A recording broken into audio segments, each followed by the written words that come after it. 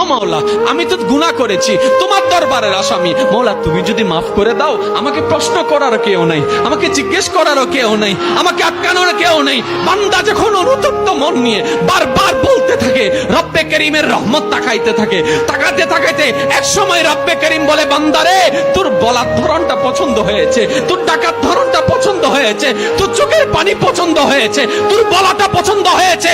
এবার মওলা বলে, আমি তোর সারা জীবনের কত গুনাহ করছিস? বান্দা বলে, মওলা 40,000 পার হয়ে গিয়েছে। কেউ বলে যে মওলা পাহাড় পরিমাণ হয়েছে, কেউ বলে যে মওলা আসমান পরিমাণ হয়েছে। এবার মওলা বলে যে আমি মাফ করে দিলাম, আমি মাফ করে দিলাম, আমি মাফ করে দিলাম, আমি মাফ করে দিলাম, আমি মাফ করে দিলাম, আমার বান্দাকে আমি মাফ করে দিলাম। ফেরেশতা বলে, মওলা এত বড় গুনাহগার, এত বড় আসামি, হাজার গুনাহগার, হাজারটা গুনাহ, তওবা করেছে একবার, মাফ চেয়েছে একবার, তুমি মাফ করে দিলা, তুমি মাফ করে দিলা। রব্বে করিম বলে, মাফ করব না তো কি করব?